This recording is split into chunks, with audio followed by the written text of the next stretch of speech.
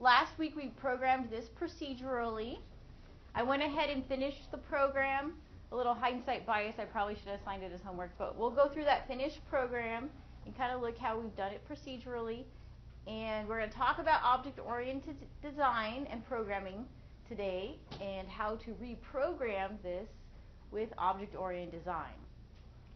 And then what is due for this assignment from you is to write that half-page single-spaced paragraph. I really don't mind if you space it. That just gives you a rough estimate of how much information I want from you. Okay, so if you'd rather turn it in a different format, that's okay.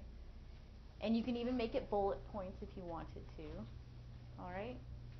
And then some of the questions that you could answer would be, what are the similarities and differences between procedural program and object-oriented design programming? Which programming paradigm is more efficient in program design and implementing design and then running the actual code? Okay, so you can give that some of that deep thought on that, and then we'll talk about it after you guys turn it in. So it's due Friday. I made it due Friday. All right. Going back to pages here. And I gave you guys one more assignment, but it's not due until next Tuesday.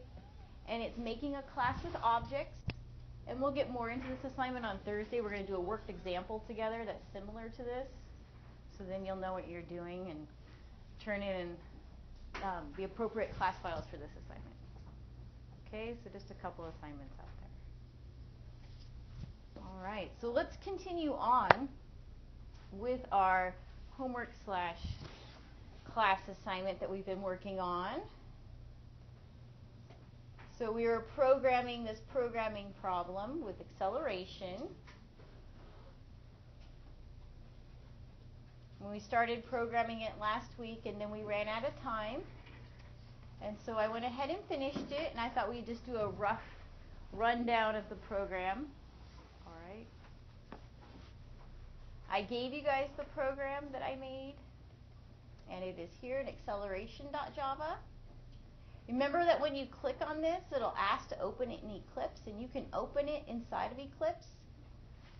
But when you open it in Eclipse and it's not part of a project, when I go up here to hit that green run button, you're going to get an error like this, saying, hey, I don't know what kind of file this is because it's not part of a project. So if you download a file and it opens in Eclipse, it's not going to run until it's part of a project. All right? And the easiest way to make this part of a project, I have found, is I double-click and copy this class name. You guys probably already have this class, right, on your computer. Maybe some of you already finished this. Some of you finish it on your own. No? Yes? Good. Okay.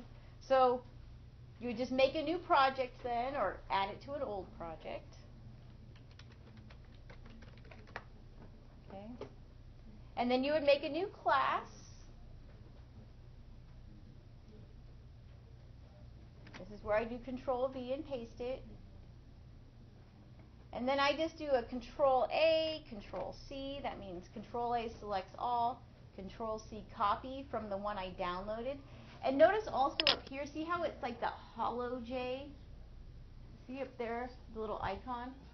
If it's a hollow J, it means, hey, I'm not part of a project, I'm not going to run right.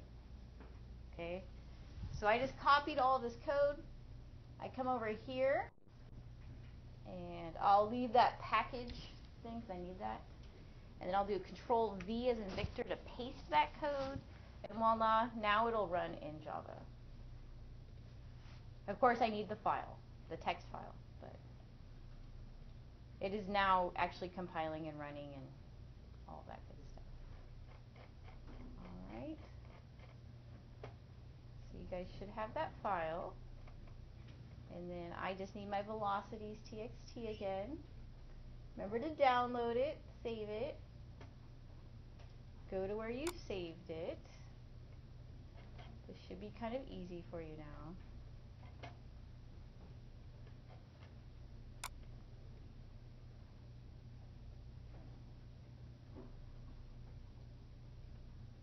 And then the easiest way to get into Eclipse is to have Eclipse on this side of your, or somewhere over here. open up that Package Explorer, and then just drag that text file to your project folder. I'm just dragging it from my files to my project folder. And remember that you want it in the project folder outside of the source folder, but inside of the project folder. So now that I have that text file in there, my file not found exception will not be thrown because he will find it. And so he should find it, and you can see that he finds it, finds that file, reads that file, and produces some output. So when we were programming this in class together, I think we got up to about this part. So let's just run through the rest of this code really quick. Okay. So we have our while input stream.next line. Remember that this method, what does it return? You can tell what it returns just by looking at it. What type does that method return? Has next line. I think we asked this last class. The has next line method must return starts with a B, a Boolean, right? Whenever you see a method where a Boolean statement should be, it makes sense that that method is going to return a true or a false. Okay? So you can even think, okay, this has next line method is going to return true if there's another line in my file and false otherwise. Okay? So you can tell a lot by a method just by the way it's used and by its name. And note that here in our while loop, it will keep looping while there's more lines in our file. We read in the first number in that first column with next double. We read in the second number in the second column on that same row, the same record. And we put them into our array at the same index. So we're loading our parallel arrays. Last time we looked at that picture of our parallel arrays, how we're loading them. And then we increase that index so that we don't load everything at the 0 index. So we need to increment our index in that loop so that it'll put the new data in the following indexes or indices. All right. Note that we load our array, and that's all we do in this while loop. We want to do this quickly and efficiently when you read from your hard drive, because this is the most inefficient part of our program. This is the part that takes the longest. When you're reading resources from a server or a hard drive, you want to do it fast, load it into your data structure so that it'll be more efficient. You don't want to do a lot of programming in here. You just want to get that data and put it into your data structure. Okay? And our data structure is our arrays. All right, the next steps were to make that table. So hopefully this part of our code makes sense to you. First we print our header of our table, and then we do our for loop. Note that I went ahead and made a constant. So I made them all caps there, a local constant. Remember that when you make constants in most programming language, you capitalize their names. It means that I can't change that variable's value ever, which was fine for this programming problem. This for loop loops 100 times exactly. Okay. And then it calculates my acceleration using the acceleration method from above. And we give to it as our arguments the appropriate values from our array. Okay, so notice that we're using I to loop through those values, those parallel values. So we calculate the acceleration, then we calculate our meters per second to miles per hour, and then we calculate our displacement. And remember that these functions are pretty easy, these methods. You should be able to understand them. And then the most important thing about these methods is that we had our parentheses and we weren't doing logic errors. We were doing our order of operations in the correct order. So, and these functions, of course, were given to us. Well, we had to translate them to Java, but the equations were given to us. So pretty easy to translate those. All right. And then, of course, in our for loop, we print out those values that we've just found, and it creates our table as you see it. All right. So this would be procedural programming. How do I know this is procedural programming? It's kind of blatantly procedural. Yeah, it runs from the top of main to the bottom of main, stops. There's no instance variables. Okay? The methods that I use are all static. Okay? If I have all static methods, it means I'm not being very object-oriented in my design. I have what's called no instance variables, so hopefully you got a chance to read the beginning of chapter 9. You realize what an instance variable is. All right? So it looks very procedural. Oh, it is very procedural programming. All right?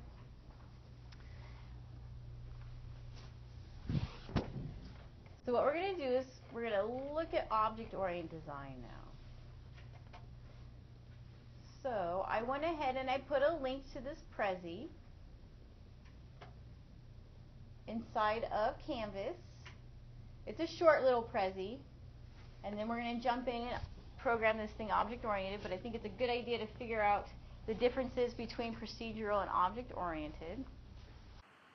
The art of object-oriented design and how it differs from procedural programming.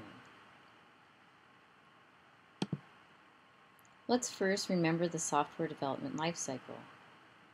The software development lifecycle, or SDLC, is a framework defining tasks performed at each step in the software development process.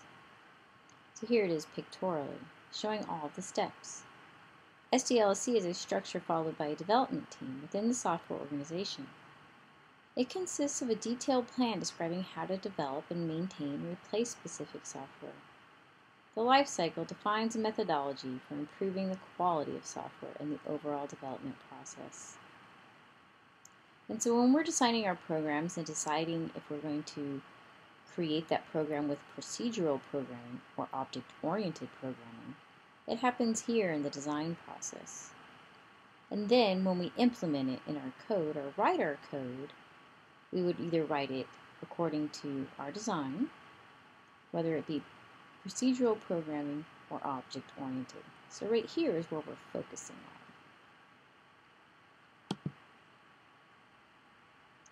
So whenever we want to write a program, it starts with an idea. Whatever that idea is. First, we create the specification, the rules of how it should work on our computers. This is the system engineering step in the SDLC. Usually this will be given to you by the engineers that are in charge of the project or by your instructor.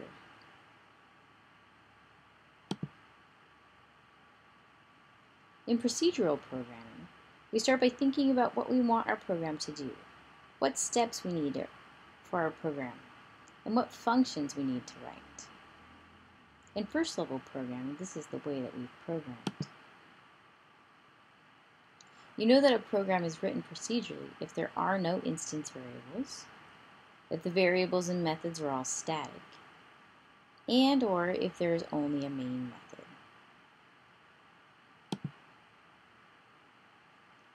Object-oriented design, on the other hand, is the process of using an object-oriented methodology to design a computing system or application. This technique enables the implementation or writing of the software solution based on the concepts of an object. Instead of just thinking about the steps to solve your problem, you first think about the objects that you're going to make to hold your data. Such as if you were writing a program about a car, you would think about what attributes does the car have? I need to know how much fuel it has, or its max speed. Then I think, well, what methods will act upon those attributes or that data? I need to refuel or get fuel. I need to set the speed or get the speed. I need to drive.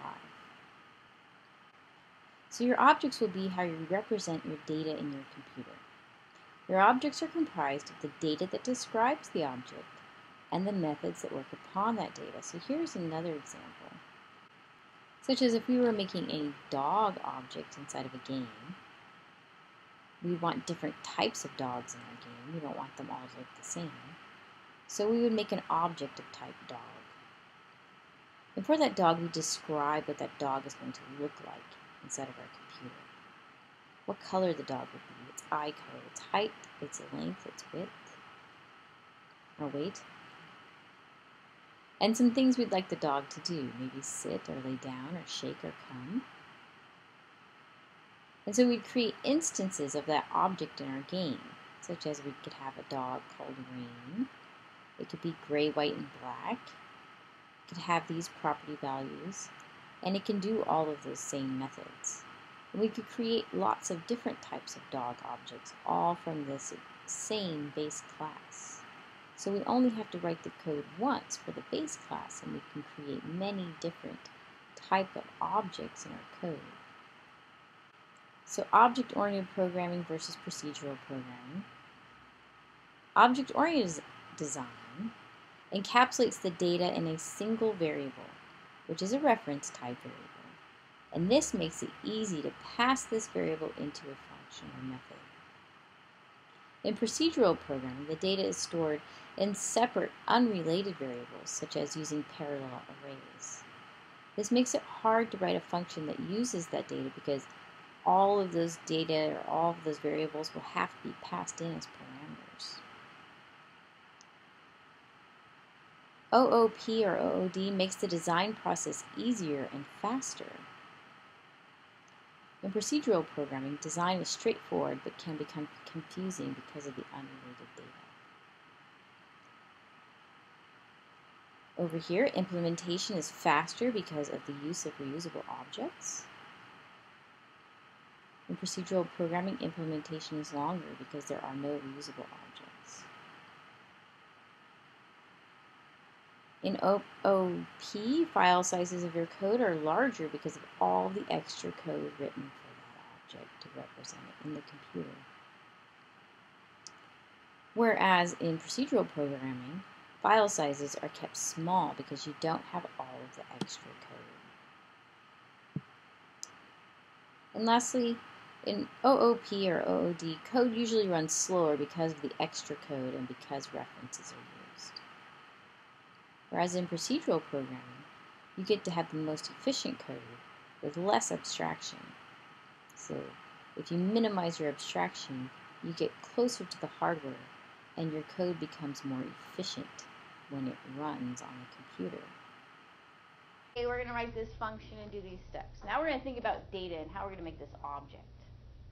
Okay, so what data do we have, hint, hint, for our that's going to describe an object inside of our program? I have two velocities separated, well, listed velocities separated by a space and new line character. Good. Yes, we have a list of velocities. And these velocities are associated with each other, so they are an object. Okay? If these were totally unrelated, then we wouldn't want to group them together. But they are related. This is the initial velocity. This is the final velocity. All right? So we can think of our object as an acceleration object. It's going to have an initial velocity and a final velocity describing that acceleration object. Okay? So we think, okay, we're going to make a variable or an object that has these two variables as part of that object. They are going to be its instance variables. All right? So let's start making that object. Okay, this was a radically new idea, and actually it's led to all graphical programming in the world. This is why we have such awesome programs, is because of this object-oriented design. All right, so let's make our object. You guys can work along with me if you want, but I will post this code after, so all right, so don't feel stressed out if you can't type fast enough. All right. Now I already have a class called acceleration here. So I'm going to go ahead and make a new class, and I'll call him my acceleration object.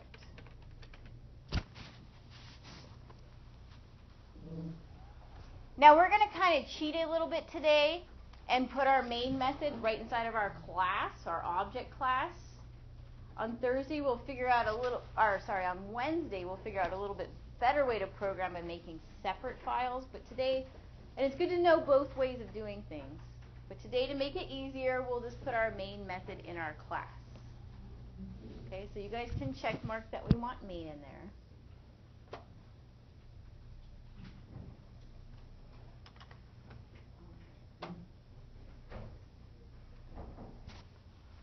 So since we're coming object-oriented design, we're making this, we need to make our instance variables first. So the first thing you do in object-oriented design is you think about your data, how you're going to encapsulate that data in an object, and then you make its instance variables to describe that object. Okay? So these are going to be the instance variables for every acceleration object. Okay? And we are going to make them public at first, and if you've read your textbook, you know this is probably not the, we're going to make them private afterward, but I wanted to make them public at first to see why we needed to make them private afterward. Okay? So we're going to make a public variable of type double, and the reason I chose double is because if we look at our data is in doubles. So we're going to have one instance variable describe our initial velocity and a second instance variable describe our final velocity for every object. All right. So this will be our initial velocity.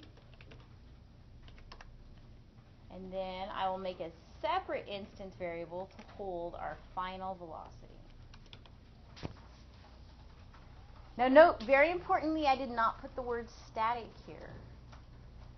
Okay, if I put static here, I could only make one of those variables for every object that I make, and that wouldn't be good. I need every single object to have their own initial velocity and their own final velocity. So we're going to make 100 objects now of type velocity. And each one is going to have their own initial velocity and their own final velocity. Okay? So these are our instance variables. Okay? Let's make the rest of our class.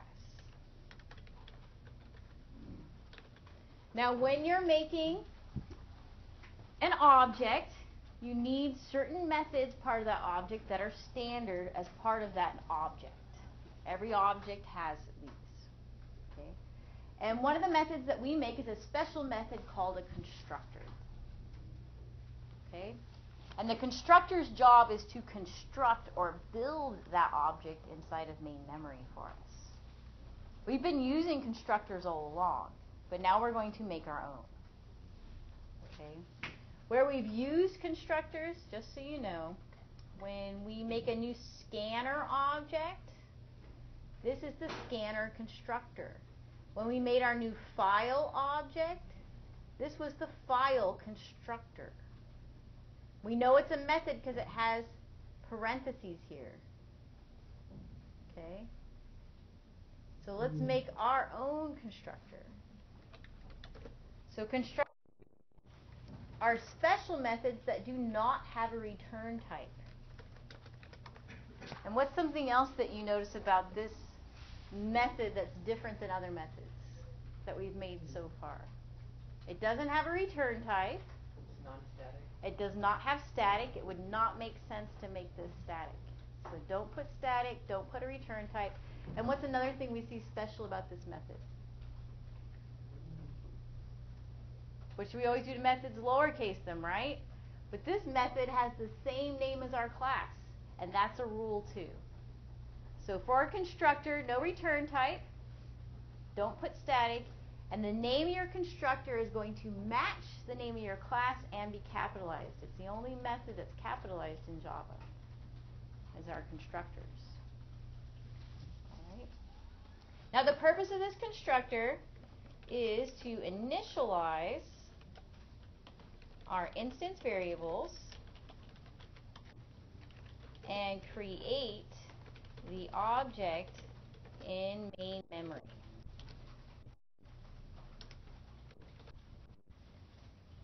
Okay, so we need to initialize our instance variables in here.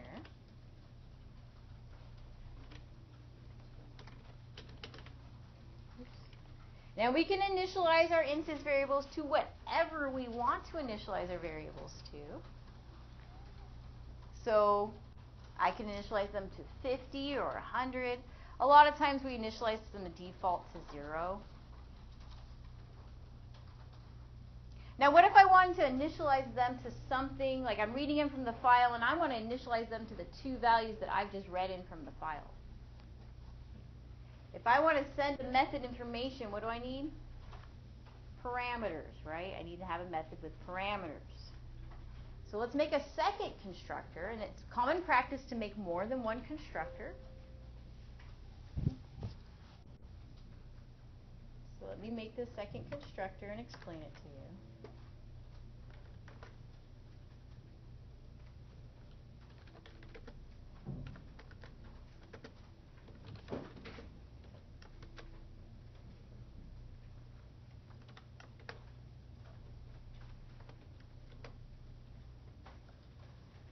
All right, so now what we have two constructors. And we are allowed to do this for a couple of reasons. One, they have a different number and type of parameters. So we're allowed to have a method with the same name as long as their parameters are different. Okay? So now these are both constructors. And that constructor up there that takes in no parameters is actually given a special name. He's the default constructor. And he's considered the default constructor because he has no parameters. Okay? So you can even add that to your notes up here. We write notes in our... Remember that you can write more notes than I've written as comments inside of your code. Kind of like taking notes in class. Okay? So here we have two separate constructors. One is called the default constructor because he has nothing in this parentheses, so 0 parameters. Yes? What does the meaning of default 0 do again? You're just initializing that variable to something. Okay? And you can initialize it to whatever you want it to. Maybe in your program, you'll initialize all of your initial velocities to 0 and all of your final velocities to 100 because the rockets you're working with, the default is to go a final velocity of 100. Okay, so you as the programmer get to choose those default values in your constructor. But a lot of times people put 0 because it's a good way to start, good place to start. Now notice in the second constructor, we've initialized them to what we've passed in as the parameters. So in the second constructor, we passed in 2 parameters and are setting our instance variables to those values that we've passed in. Okay. Now this might be a little bit confusing at first, but as you start doing this, it does make complete sense. It's actually quite simple. Okay. So let's use our constructors and see how they work and understand them. Okay? So now we got these beautiful constructors. I come down here to main. There's nothing written in main. So what will my program do when I compile and run him? Nothing, because main said, okay, start here, end here, there we go. So even though we made those beautiful methods, we haven't used them yet. So now we need to make them. Okay? Or actually call those methods. So the way that we call them is we're going to make a new object of type acceleration object. Remember that what we already know. Okay. Remember that we've already been using objects. Okay. When we are making a new scanner object, what did we do? We declared the scanner object type scanner. And then we instantiated that scanner object with new, and then calling his constructor with the proper parameter. Okay? So when we make our acceleration object, we're going to do the same thing. We're going to make a type of variable called acceleration object. So you can copy and paste, Control C, Control V. We're going to make an acceleration object. And you can name your acceleration object whatever you want, but we do respect the standard of naming our variables with lowercase letters. Okay, so make sure you have that lowercase letter in there. And then because he's an object, we're going to instantiate him with the new operator, and we call our constructor. Do you see how this is calling that default constructor with no arguments and no parameters? He's going to match it to the default constructor. So meaning he's going to go to that default constructor, run that code, initialize those variables for us, and give back to us a reference to this new object in main memory. Okay, and we'll draw a picture of this too. Okay? All right. And let's just see what's happening here. So let's print out a couple of things so we can see what's going on. First, let's print out our object. What do you think I'll print out there? Okay, we'll talk about that. And then let's print out our object's values of his variables. Note if I put the dot operator after my new object of type acceleration object, he already has a whole bunch of methods associated with him. And he has some instance variables associated with them because we made them public. Okay? So we can print out his final velocity, and we can print out his initial velocity. And the reason that we can do this is because these guys are public instance variables. Which is, again, not the best way to program with public instance variables, but we're doing it for now to make it easy. Okay? Just to make it easy and kind of understand what's going on here. All right, so now you should be able to run your code. And actually, I erased printing out my object. I still want to print out my object. Oh, we don't need to include anything because it's included in the main. Yeah. So now our main will run from the top to bottom. What's it going to do? Okay, so first run it, and then we'll draw a picture of what it's doing inside of main memory.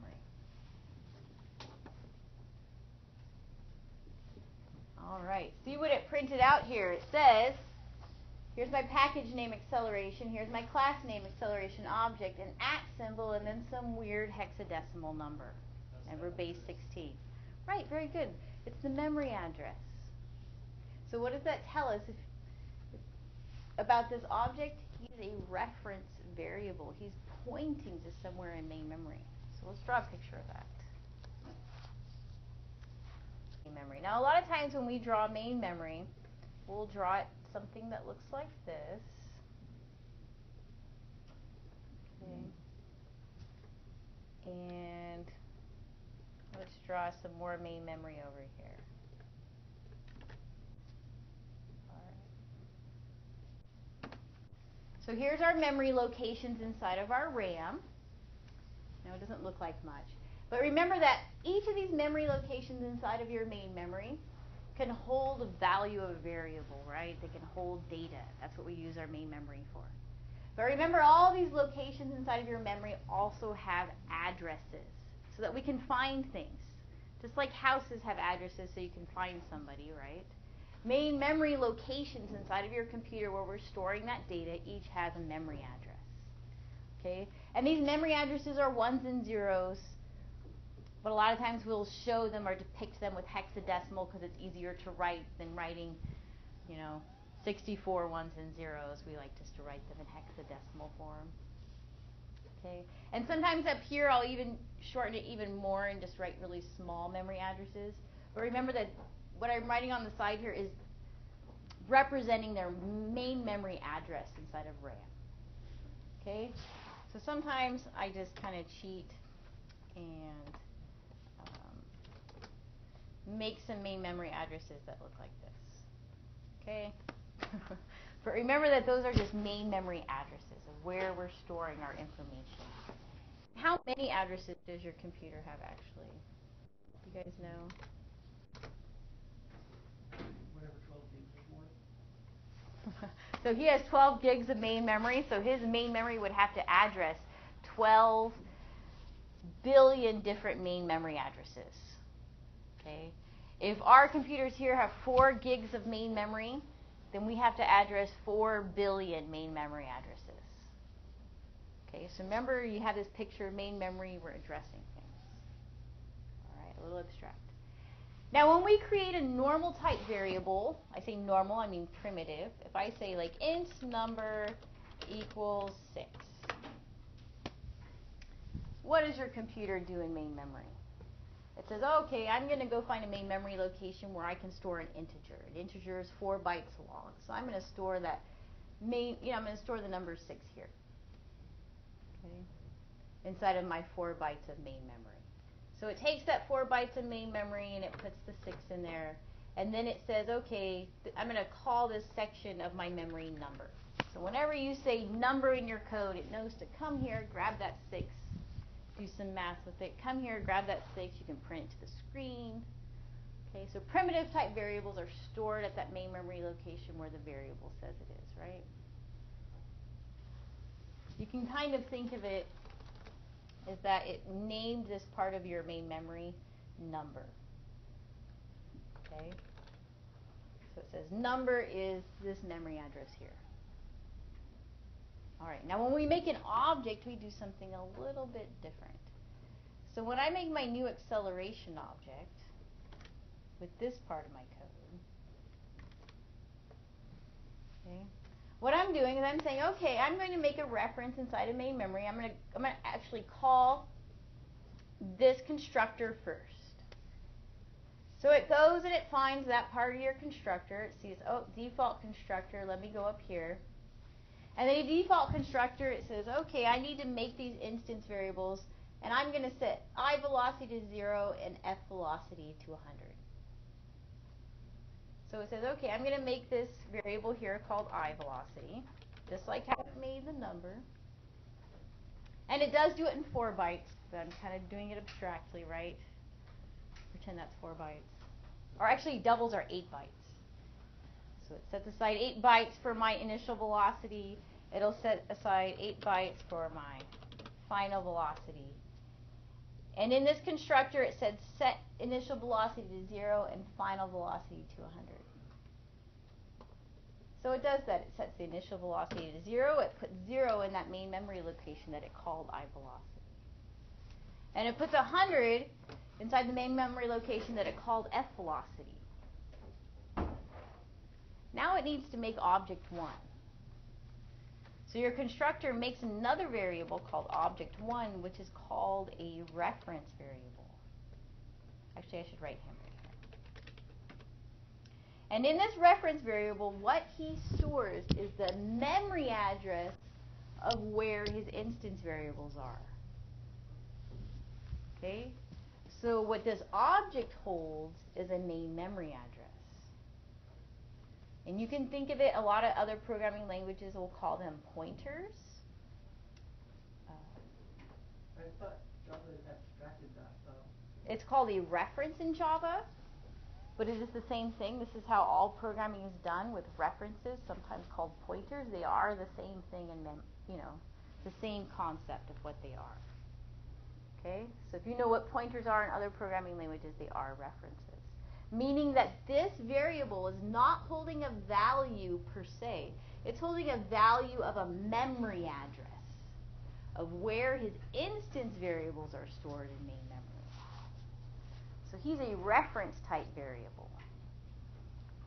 That's actually a big concept, okay, that we can understand reference variables, and it leads to everything else inside of data structures and inside of this course. So important to understand.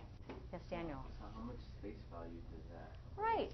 That's an excellent question. Very inquisitive. That's one of the first things I wondered. How much space does he use up to hold his main memory address? Would it still take up the 8 bytes? Yeah. I think it doesn't depend on what his instance variables are. It's how big a reference or how big a main memory address it needs to hold. So Okay. if your system can only handle 4 gigs like Windows XP, then it's going to be really small. But I think if it's like, if your system can handle up to like 12 gigs, then that address Right. is required. To hold a value of a memory address, he has to be big enough to hold any memory address that can be addressed in that main memory. Okay? So on these computers, it's 4 bytes. A reference variable is 4 bytes. Okay? And your computer, maybe it's a little bit bigger if you have more main memory. Okay? So a reference variable typically is about 4 bytes. but he's holding the memory address of where his instance variables are. Okay? So then when I write code like this, let's put it right here. Maybe do it like that. So when I write code that says, over here in main, and I'm outputting my object, what am I outputting? I'm outputting this object. I'm outputting his reference. I'm outputting the main memory address of where these variables are stored in memory. And that's what you see in the console there. Now, it's not the exact memory address because Java is secure. And because Java is secure, it hides the real main memory address and gives us a hashed representation of that main memory address. Okay, so it's a hashed representation of the main memory address, but you can think of it as the main memory address. Now in C and C++, it actually gives you the exact location, the exact main memory address of where it's stored. And that's why that's called a hacker language. Okay, because it's not as secure as Java. That's one of the flaws that James Gosling saw with C++, is it would give us the actual memory locations. And he said that wasn't secure. So that's why they hide those main memory addresses from you. So when you look at your console, you can see that this is a hashed representation. They take the main, when I say hash, they take the main memory address, do some math to it to mix it up so you can't really see the real main memory address, so that you couldn't go to that exact location and erase things or get people's passwords. Okay? Now when I write things like this,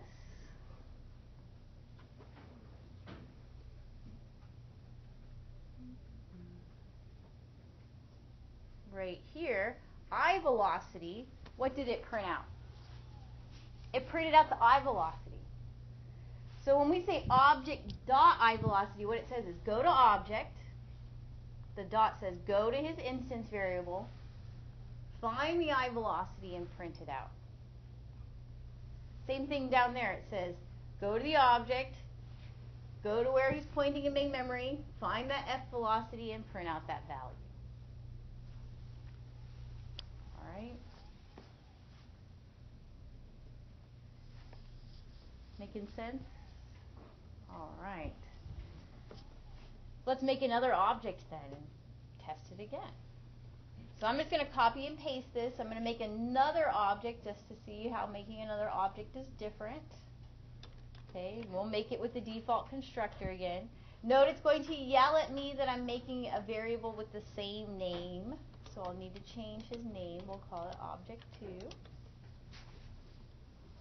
And you can run this code. See what happens. What do you notice when you run this code? Here, I'll come up here. And we just copied and pasted the code from above and changed that variable name. What do we notice about this output? Right, the memory address is different. All right, so remember to visualize what it did, what your code is doing. All right. So what it did when we came to this line of code and it said make a new acceleration object, call it object2, make it with my default constructor. So it said, all right, let me find a place in memory that I can use. Let's make it right here. And then it says, okay, I'm going to construct that object now. I'm going to need to make my initial velocity and my final velocity, because that's what our default constructor said to do. I'm going to initialize them both to their default values. And then I'm going to give back to my object the main memory address of where I created that object.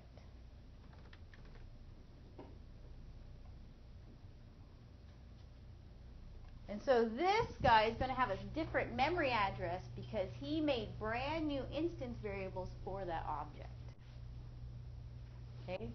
So the main point here is that every object that you make is going to have their own separate set of instance variables. And that's important. We don't want them all to have the same instance variables. That's what static does. It makes them all have the same instance variables. We want them all to have separate instance variables. Okay? So every time we make a new object, it makes a new set of instance variables in main memory, returns that memory address to that object, and stores that address inside of that object. Okay? So you can visualize, we can make thousands of these. We can make 100,000 of these. We're going to read them from our file and make 100 of these. And they'll each all have their own set of instance variables in memory. All right. Let's take it a step further in our experiments here. What if we wrote something like this? What if we said object 1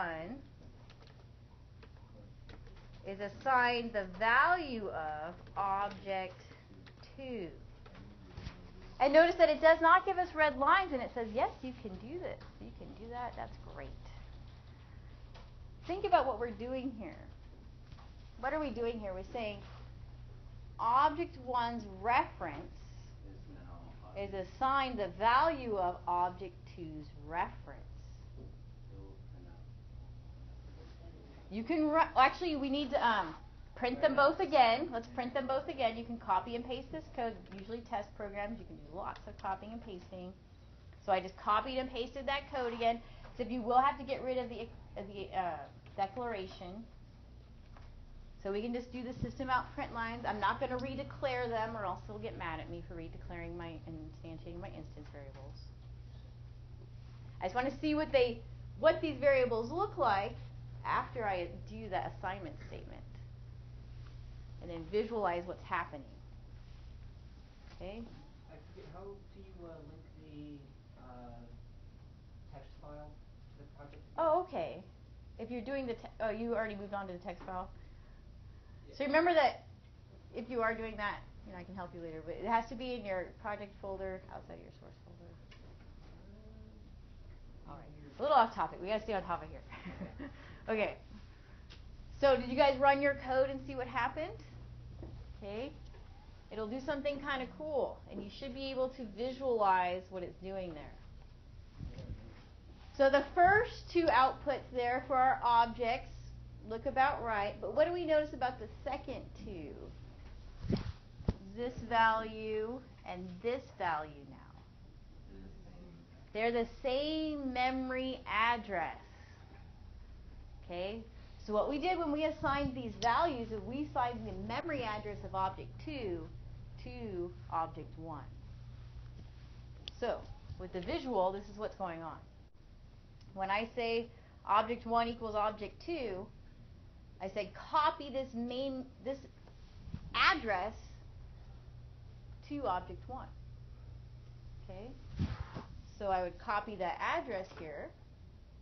Now where is he pointing in main memory? To the same location.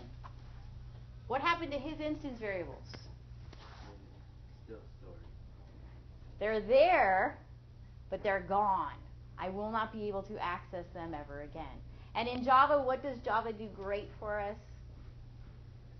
Garbage collection. They actually call it the garbage collector.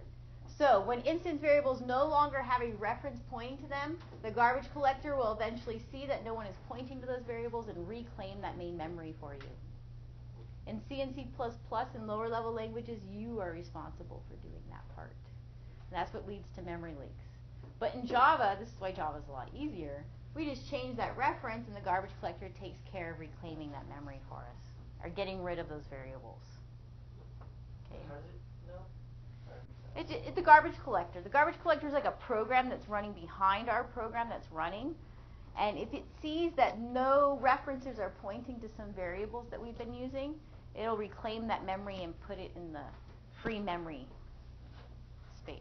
Okay, it frees up that memory for us.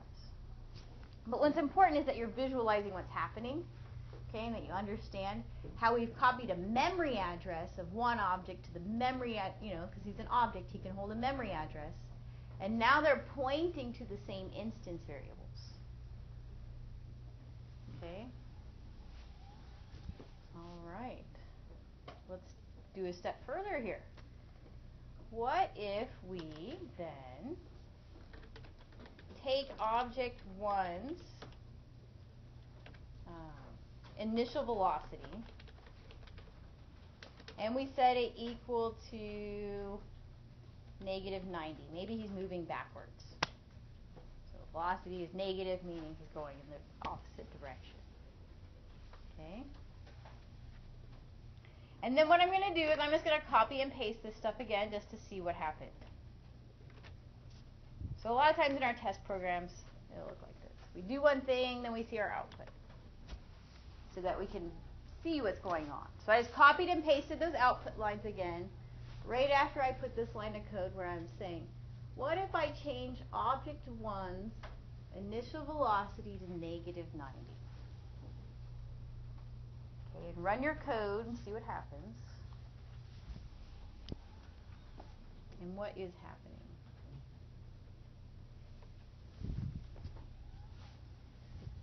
So remember that after we changed object 1's initial velocity to negative 90, we printed out object 1, and then we printed out object 2. But what do you know about object 2? His also got changed to negative 90 because they're pointing to the same instance variables in memory. So remember, visualize your picture, always have pictures. So what we did is we said, okay, go to object 1, go to his initial velocity, and change it to negative 90. When we wrote object 1.iVelocity equals negative 90, it says, okay, go to object 1, iVelocity, change it to negative 90. So it puts negative 90 in here. Now what did we inadvertently do? Yeah, object 2 is pointing to the same instance variables, so his iVelocity is also negative 90. They're sharing these instance variables because we pointed them to the same location. Okay? All right. Does that make sense? These are actually really big concepts that we do need to understand all other programming. Okay, so if you could start to visualize this like this, it's very important.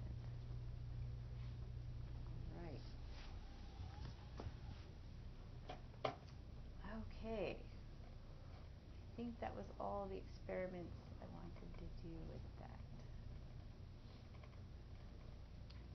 All right. Oh, let's use our second constructor. That is the next step that we wanted to do. So note, when we've constructed these all along, when we've constructed our two objects here in our experiment, we were using the constructor with nothing in the parentheses. So when we were constructing these objects, we were constructing them with the default constructor, the first constructor we made. And the second constructor wasn't used. It was a method just sitting there. We didn't use it. All right. Let's see what happens when we construct an object with the second constructor, the non-default constructor. So I'm going to make an object 3. I'm going to go ahead and make him here at the top. Like I said, I'll post this code after too. So if it got a little messy, this is kind of how we do experiments. We get a little messier. So I'm going to make an even third object. I'm going to call him object 3. And right now he's using the default constructor, but I want him to use the other constructor. So I'm going to give him 2 arguments.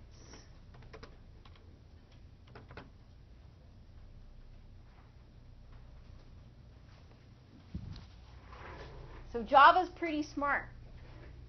When it sees this constructor name with 2 arguments, it knows to call the second constructor that has 2 parameters.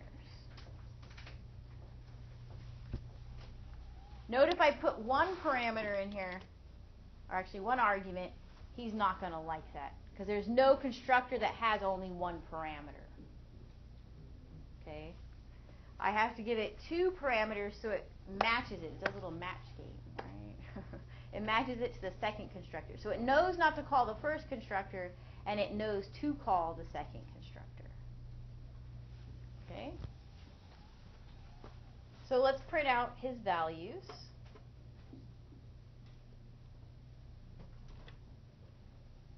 Oh, for object 3, I already am printing out his values here. Here's object 3. I'm printing out his memory address, his initial velocity and his final velocity. And he's the third object I'm printing out. Okay? What do you think he's going to print out for his initial velocity and his final velocity? 45, I think, and 560. Good. He's going to print out 45 and 563. Okay? So make sure you run it and see this, and make sure you visualize what's happening. So here's our third object, object 3. All right. So what we're doing here is we made a new object, just like we did before. And then it goes inside of main memory, and it constructs that object's initial velocity and final velocity here. Okay, but when I call that constructor, what am I initializing I velocity to? The first argument I gave it gets copied to this parameter, and that's what I'm giving or putting in that main memory location.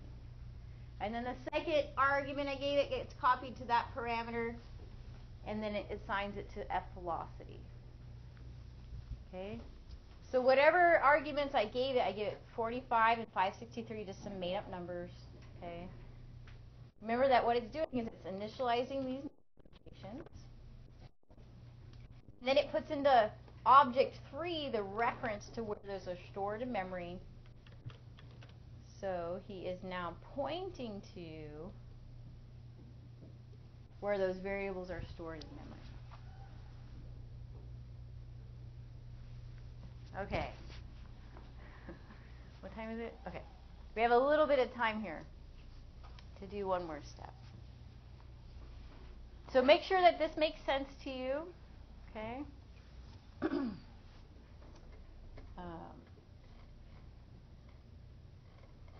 right. So that was kind of our experimentation.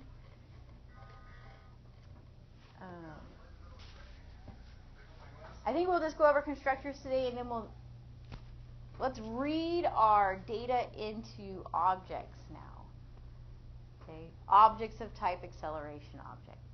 So we're going to do our programming problem again. We're going to read in that data. All right. So what I'm going to do, I know this got a little messy, is I'm just going to comment out my testing code. And I'll leave it in here because remember I will upload this to Blackboard, or not Blackboard, to Canvas after, okay? Testing objects.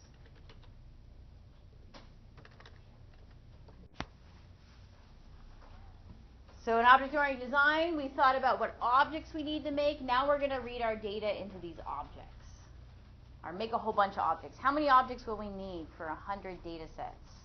We'll need 100 objects. Because remember, there's 100 lines in that text file, velocities.txt. So we're going to make 100 separate objects to hold each record inside of that file. All right. Now, if you have code from before, you can copy and paste it. I gave you guys this code today. Okay, so you could come over here to Canvas. Oh, I closed Canvas. You could come over to Canvas, and in that assignment for the procedural solving of that problem, you do have this code where you can copy and paste it too. Okay? So we're going to still read from the file the same way, even though we're object-oriented, all right? We're still going to need a scanner to open up our file and read from it. So I'm going to copy this code right here. Remember, Control-A, Control-I. Still going to copy that, reading from the file code, that does not change. And I'm still going to use my while loop to read from my file.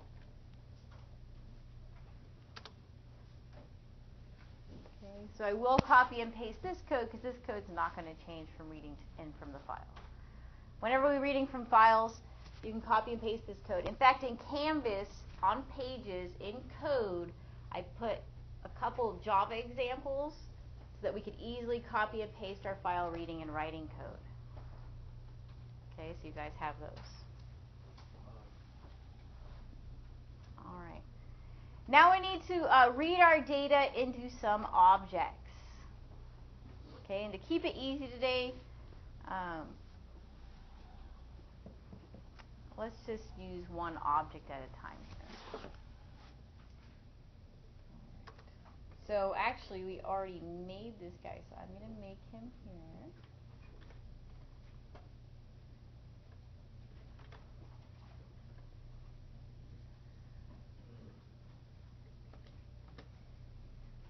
Okay, so let me.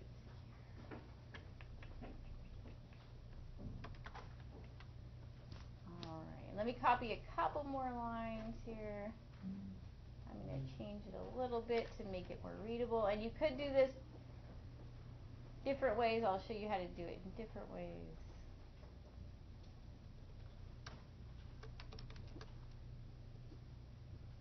And I'll wait a couple seconds for you guys to catch up that are following along. Now when we read data from our file, we're going to read it in the same way with next double. So we grab the first data value that's in that first column, and I just made a variable, a temporary variable I called IV for initial velocity. And then I call next double again, which grabs this double inside of the second double that's in that row. And I put it in a temporary variable called FV. Okay, so we're reading in that value, visualize that. Putting them in those variables. And then I'm going to make an object to hold those variables or have those variables as its instance variables. So I made a new acceleration object just like we were doing in our experiments. I declare him. And I'm going to instantiate him with the non-default constructor. Okay, this is the constructor that has the two parameters with our two values in there. Oh, it was FP, not DP. And voila, I've taken that data from that file and I've constructed an object of type acceleration object. Remember that it takes it, makes those new instance variables, puts the reference inside of object 1. Okay? We're just taking it a little bit step further by reading it from the file.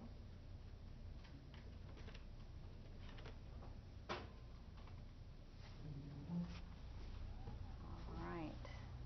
And then I just did some system out print lines here just to see, what that object looks like. Because a lot of times I say visualize, but we need the system out print line thing so we can actually see what's in those main memory locations, right? So I'm just seeing object 1's address.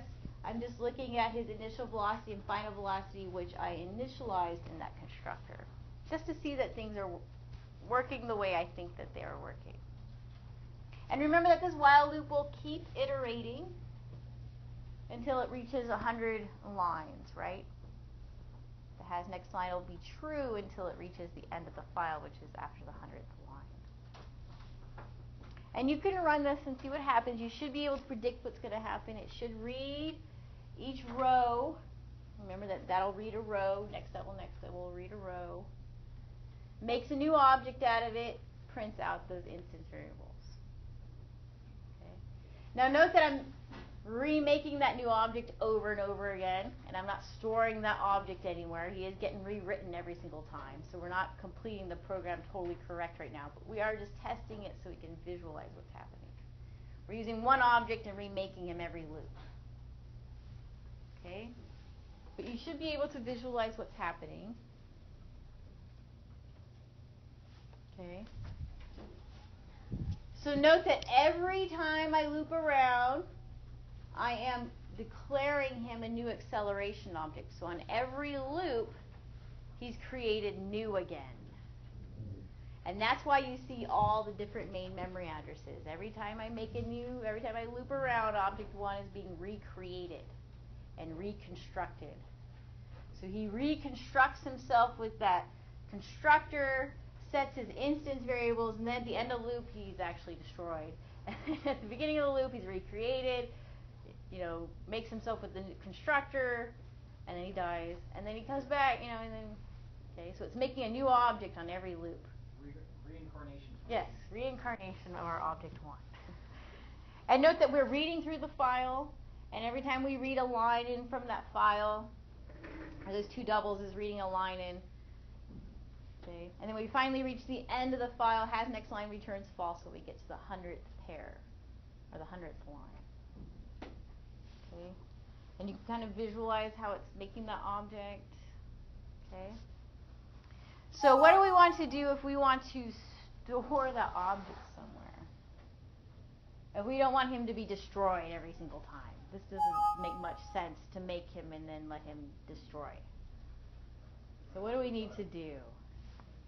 We need to store him in some kind of data structure. This is why it's important to have data structures.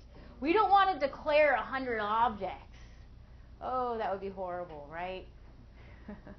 We don't want to take this out of the loop and declare 100 objects and have 300 lines of code to read in these variables. And what if they give us a new file with 500 acceleration objects, 5,000, 10,000, 5 million? We don't want to have 15 million lines of code to do this, right? So what kind of data structure should we use? The only one we've learned so far, the array. So what we're going to do is we're going to make an array, but an array of type acceleration objects. So we're going to have an array of objects. All right? And we're going to keep all of our acceleration objects nice and neat inside of this array. All right? So this is a good place. So we're going to do this, and then we'll have reached the end of class. So, all right? So let's make our acceleration object array so that we can store all these acceleration objects inside of it. Okay? So to make an array of type acceleration objects, well, I'll just call them array. You make them like you do any type of array. Remember that when we made integers arrays, we would make them the same way. You put what type of variable your array is. You put the square brackets. You put the name of your array, which could be anything with a lowercase letter. We still use the new operator with our array. And then we construct our array with 100 acceleration objects. So now we have an array of references. See if you can draw out that picture. We'll start out next class looking at the picture of our array of reference. Okay, but see if you can visualize what that picture looks like. An array, you know what an array looks like. And now it's a whole bunch of references. So you can think of the array as having a bunch of arrows pointing to all, each object is going to have their own instance variables. So you can think of an array with 2 arrows coming out of each object. All right. So now that we've created him, now we can use him. Okay, notice that I left index here. I did that on purpose because we still need our index to index in our array. What do you put the brackets on that other array? So in Java, we put them here in our declaration, and then we put them here in our instantiation so that we can say how many or how long our array is, how big our array is. We use our brackets 3 ways. All right. So here I have my acceleration object. I'd like to place this object into my array now. So I'm going to say array at that proper index is assigned the value of that object. And voila, now I've put that object into my array. I'm storing that memory address of where that object's instance variables are, so I'm storing that memory address in my array. You can think of it as an array of memory addresses.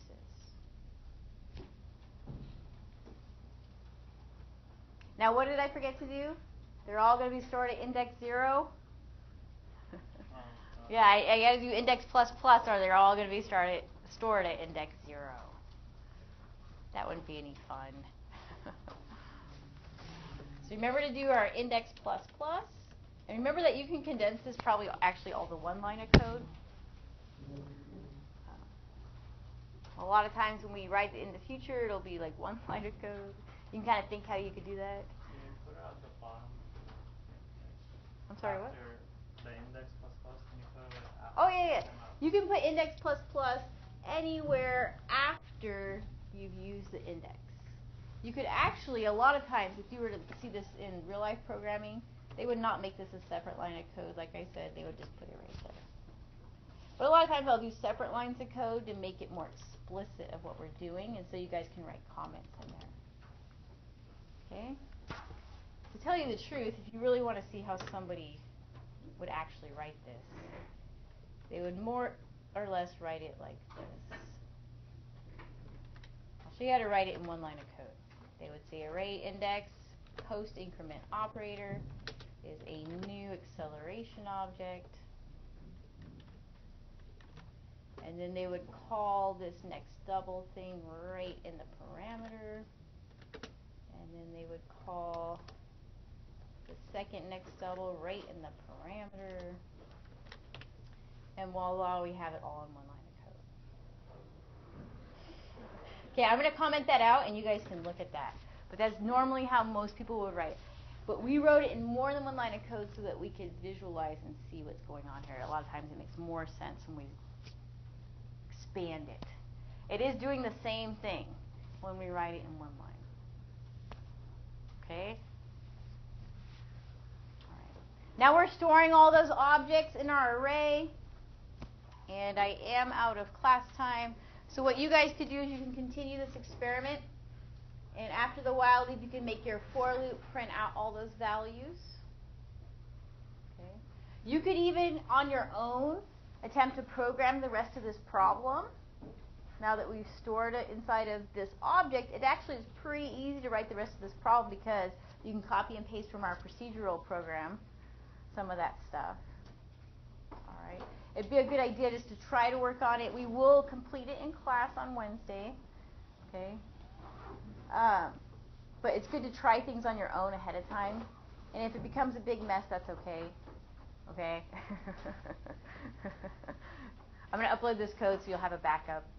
You know, we start new again. But it's good to kind of play around with it. Remember to visualize what's going on when you can draw pictures. All right?